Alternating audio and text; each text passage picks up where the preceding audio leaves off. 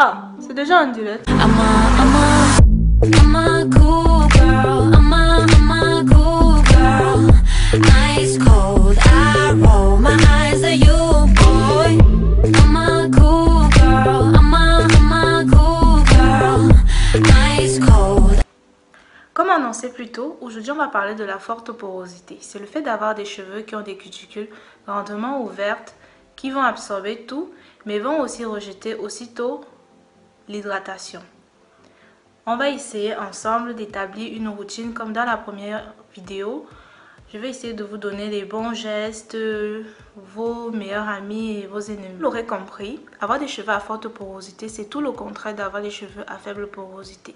Tout ce qui était contradictoire pour les cheveux à faible porosité, c'est le bienvenu pour les cheveux à forte porosité.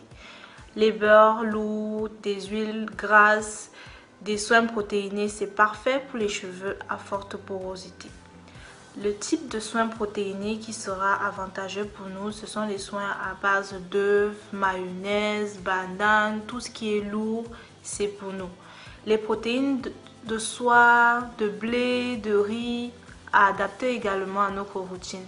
Les protéines soufrées aussi, il ne faut pas les oublier, telles que la kératine, le collagène, c'est parfait. Les poudres ayurvédiques ne sont pas aussi à l'aise ici. Vous pouvez utiliser le henné, la poudre d'amla et d'hibiscus et d'autres choses aussi. C'est très bien aussi pour le cheveu. Mais rassurez-vous de rajouter quelque chose qui est vraiment hydratant, qui ne va pas venir trop assécher le cheveu. Au niveau de la composition de notre vapeau, vous pouvez intégrer à votre vapeau un peu d'eau avec une crème ou alors un vapeau composé essentiellement d'huile pour venir hydrater le cheveu de temps en temps au moment du coiffage et autres. La méthode qui est parfaite pour maximiser notre hydratation, c'est la LOC méthode, c'est-à-dire liquide, oil and cream. Vous allez choisir un liquide tel que par exemple de l'eau ou bien du gel d'aloe vera. Ensuite rajouter au-dessus une huile grasse et enfin une crème ou un beurre. C'est comme vous voulez. Au niveau de notre choix de shampoing, il est préférable de choisir un shampoing doux, sans silicone, sans parabènes et sans sulfate.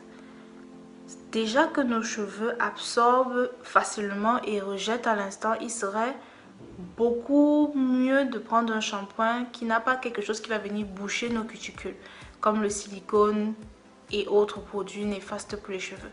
Il est très important de vérifier toujours la composition de nos shampoings. Si vous n'avez pas la possibilité de trouver des shampoings qui ont une bonne composition, vous pouvez aller vers le savon de Marseille, le savon noir et autres. Il y a de bons shampoings en barre bio qui peuvent aussi vous aider, beaucoup plus facile à trouver que les shampoings tels que chez Monster ou je sais pas trop quoi qui sont à la mode en ce moment. Il est aussi important d'adopter les eaux de rinçage pour fermer nos cuticules tels que les rinçages au citron. Vous essayez de diluer un peu d'eau avec du citron. Donc tout ce qui est acide là comme rinçage c'est très bien. Au bicarbonate, au vinaigre de cidre, c'est parfait pour refermer nos cuticules. Ou alors si vous n'avez pas envie de vous tracasser avec tous ces trucs de rinçage au vinaigre et autres, vous essayez de terminer votre shampoing avec de l'eau froide. Ça va venir refermer vos cuticules très simplement.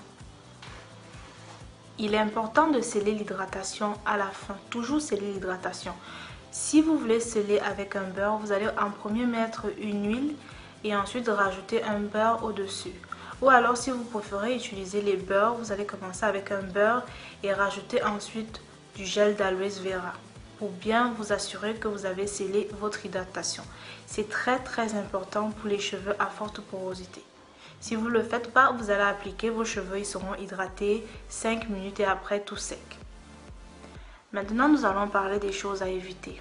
Comme vous l'aurez deviné, sulfate, silicone, parabènes, paraffinium, tous ces trucs qui viennent boucher les cuticules sans nous apporter un plus.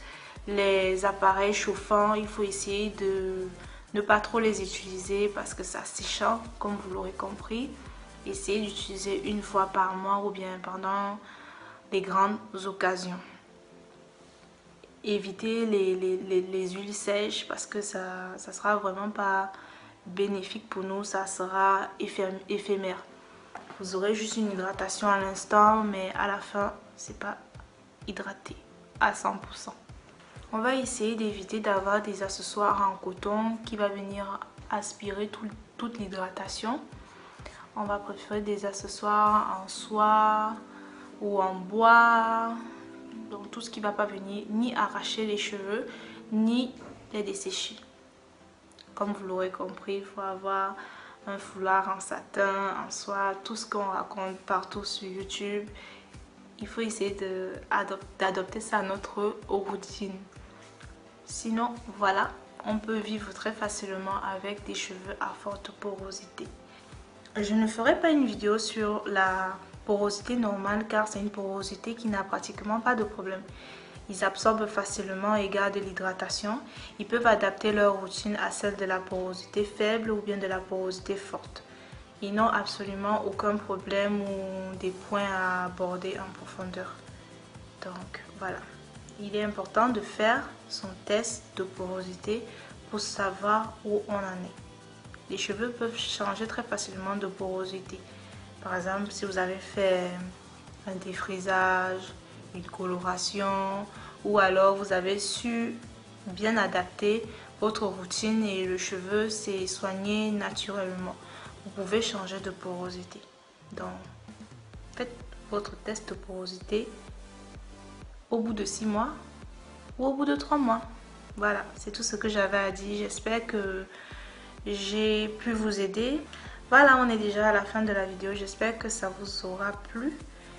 N'hésitez pas à ajouter d'autres détails si vous avez davantage d'informations, à mettre en commentaire ce que vous avez pensé de la vidéo. Si vous avez aimé, likez, partagez et abonnez-vous. On se retrouve très bientôt dans une prochaine vidéo. Bye! Last night you were in my room.